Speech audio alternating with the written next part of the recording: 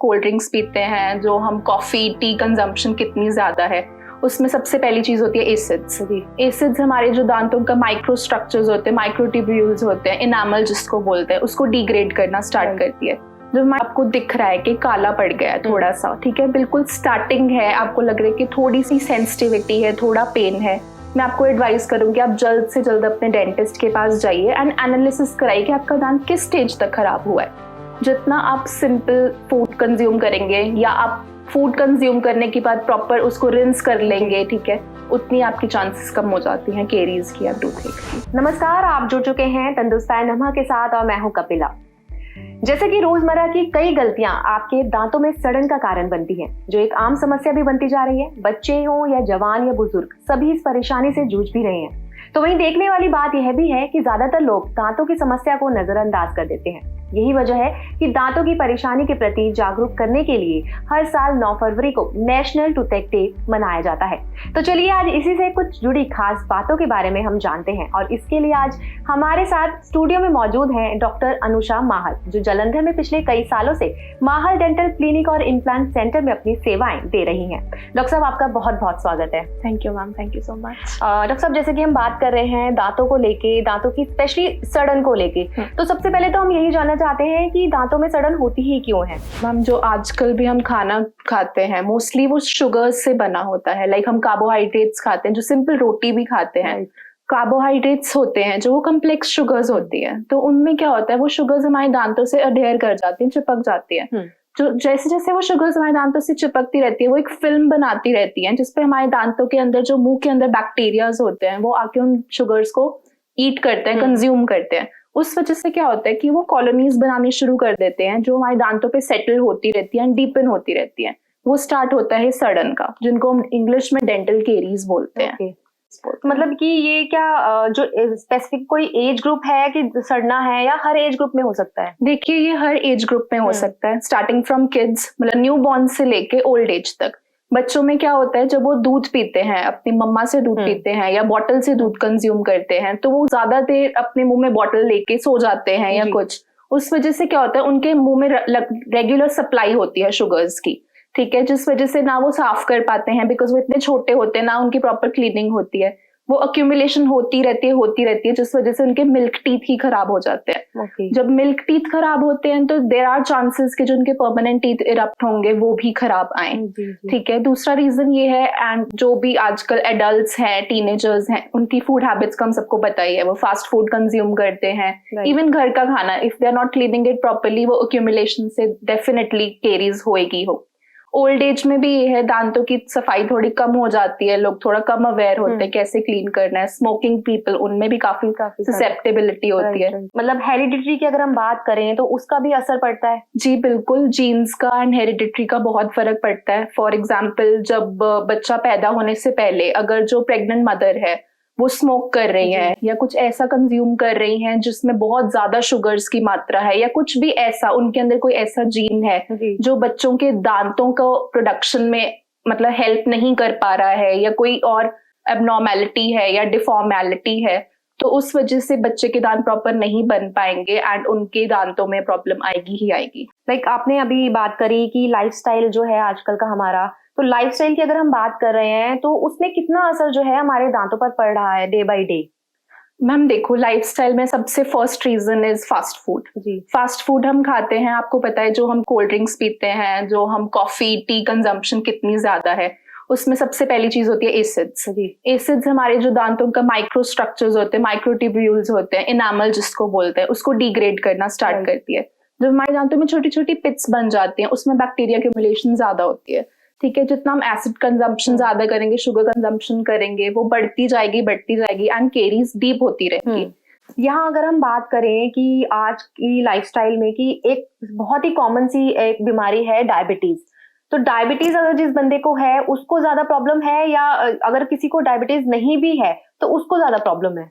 देखिए मैम, दोनों अपनी अपनी जगह पे है। अगर डायबिटीज नहीं है तो मैं आपको रीजंस ऑलरेडी बता ही रही हूँ कि फूड कंजम्पशन एंड मतलब जो भी आप खा रहे हैं उनसे हो सकता है। डायबिटिक्स में प्रॉब्लम ये है कि हमारी ब्लड शुगर के साथ साथ हमारी सलाइवरी जो शुगर होती है वो भी इंक्रीज हो जाती है। अगर हमारी सलाइवा में शुगर ज्यादा रहेगी तो हमारे दांत रेगुलरली सलाइवा के कांटेक्ट में रहते हैं, जितनी शुगर कंजम्पशन ज्यादा है, शुगर आपकी बॉडी में ज्यादा है, उतनी आपके सलाइवा में ज्यादा होगी, उतने ही दांत ससेप्टेबल होंगे और ज्यादा केरीज प्रोड्यूस करने के। ये एक रीजन है। दूसरा रीजन ये है, डायबिटिक्स में क्या होता है, जो इंसुलिन प्रोडक्शन होती है वो कंपैरेटिवली कम हो जाती है। इस वजह से हमारे मुंह में सलाइवा और बढ़ जाता है। सलाइवा से क्या होता है, जितना हमारा दांत सलाइवा के कांटेक्ट में रहेंगे वो उतना और बैक्टीरिया को एनवायरनमेंट प्रोवाइड करते हैं और ग्रोथ करने के, तो उससे डेफिनेटली चांसेस बढ़ जाते हैं केरीज एंड पेन के। ब्रश करना जरूरी है? मैम देखिए, ब्रश करना हर टाइम पॉसिबल नहीं होता, एंड इट इज सेड कि excess of everything is bad, even more brushing is bad. So we can not brush after every meal. हमें हर मील के बाद ब्रश तो नहीं, पर चुल्ली जरूर कर लेनी चाहिए। ब्रश पॉसिबल नहीं है, एंड मैं एडवाइस भी नहीं करती, कोई डेंटिस्ट एडवाइस नहीं करेगा कि हर मील के बाद आप ब्रश कीजिए, बिकॉज उससे क्या होता है, जो हमारे दांत का स्ट्रक्चर होता है ना वो ज्यादा घिसता है। ठीक है, अगर हम ब्रश ज्यादा करेंगे तो दांत का स्ट्रक्चर घिसेगा, उससे भी फिर केरीज लगने का चांस बढ़ जाएगा। तो brushing is not very important after every meal. If you have problem you can brush, not more than 3 times I would say, but आप चुल्ली डेफिनेटली कीजिए। मैम बहुत बार देखा जाता है कि बहुत से पेशेंट्स आपके पास भी आते होंगे और ये भी सुनने में आता है कि मसूड़ों में बहुत ज्यादा प्रॉब्लम होती है, तो मेन अगर मसूड़ों की प्रॉब्लम की बात करें तो वो क्या चीज होती है? देखिए, मसूड़ों का क्या है, वो हमारे दांत को, हमारी हड्डी जो होती है नीचे, उससे पकड़ के रखती है। जब हम खाना खाते हैं जो हम नहीं साफ करते, वो हम जैसे कहते हैं प्लाक की एक लेयर होती है, वो दांत पे बिल्ड होती रहती है। जैसे जैसे वो बिल्ड होती रहेगी वो हमारी दांत और मसूड़े में गैप बनाती रहती है। ठीक है, और उस वजह से क्या होता है, हमारा दांत मसूड़े से लूज हो जाता है, हड्डी में लूज हो जाता है, जिस वजह से वो हिलने लग जाता है और दांत बाहर आ जाते हैं।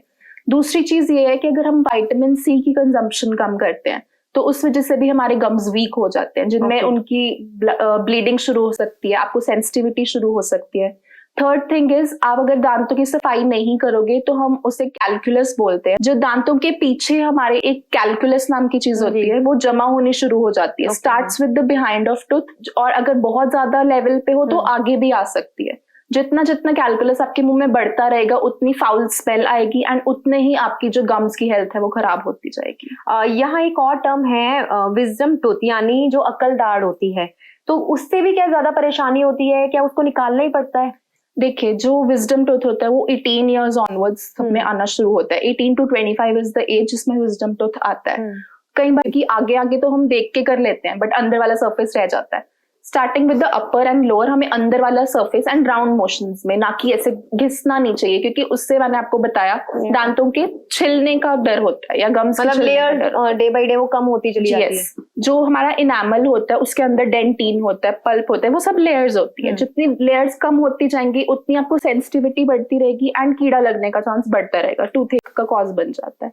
तो हमें उसको कंपैरेटिवली मतलब ज्यादा हार्ड ब्रशिंग नहीं करनी चाहिए। Starting from the inside, angle पे रख के, पीछे वाले दांत एंगल पे रख के, ऊपर वाले दांत, देन बाहर वाला सरफेस, पीछे आगे, बट राउंड मोशंस में, not like vertical and horizontal motions, specially in the round motions.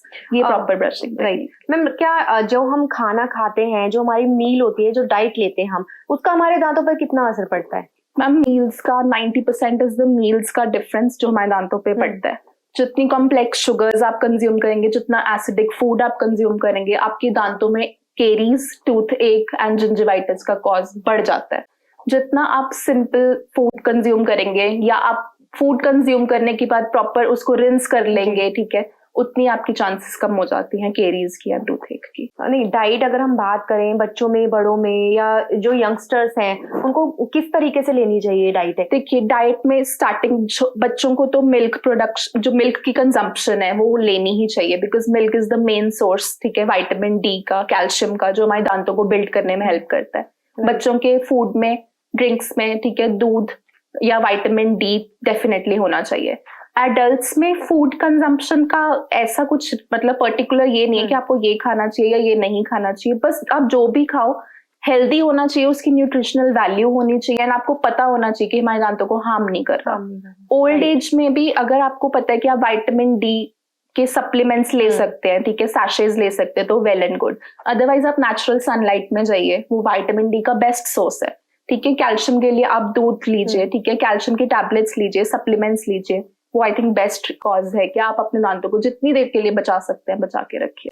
तो चलिए मैम, अब एक लास्ट क्वेश्चन यही है कि हमारे जो दर्शक हैं वो यही जानना चाहेंगे कि दांतों को तो हमने सीख लिया कि भाई किस तरीके से ब्रश करना है और डाइट में क्या लेना है, लेकिन एक और भी एक कॉमन सा ही सवाल है कि दांत अगर कई बार हमारे टूट जाते हैं, कहीं से क्रैक हो जाते हैं, तो उसके लिए आगे मतलब किस तरीके का एक ट्रीटमेंट है जो आपकी तरफ से दिया जाता है? देखिए, अगर तो आपका दांत आपको दिख रहा है कि काला पड़ गया है थोड़ा सा, ठीक है, बिल्कुल स्टार्टिंग है, आपको लग रहा है कि थोड़ी सी सेंसिटिविटी है, थोड़ा पेन है, मैं आपको एडवाइस करूंगी आप जल्द से जल्द अपने डेंटिस्ट के पास जाइए एंड एनालिसिस कराइए कि आपका दांत किस स्टेज तक खराब हुआ है। अगर तो वो सुपरफिशियल लेयर्स पे ही है, हम उस जो कीड़ा लगा हुआ है उसको उतार के, ठीक है, सिंपल फिलिंग कर सकते हैं। राइट। जितना टाइम आप इसको इग्नोर करते रहेंगे उतना वो कीड़ा डीप होता रहेगा, ठीक है, उतना वो अंदर आपकी ब्लड सप्लाई तक पहुंचेगा, वो डेफिनेटली आपको पेन करेगा, सेंसिटिविटी करेगा और आपको रूट केनाल ट्रीटमेंट करवाना पड़ेगा, जो कि कंपैरेटिवली डिफिकल्ट प्रोसीजर है पेशेंट्स के लिए एंड पेनफुल है। तो जितना आप अपना टाइम बचाना चाहते हैं, पैसे बचाना चाहते हैं, उतना अर्ली आप अपने डेंटिस्ट को विजिट कीजिए। मैम, अब हमारे जो व्यूअर्स हैं जो ये वीडियो देख रहे हैं उनके लिए एक मैसेज आप क्या देना चाहोगे?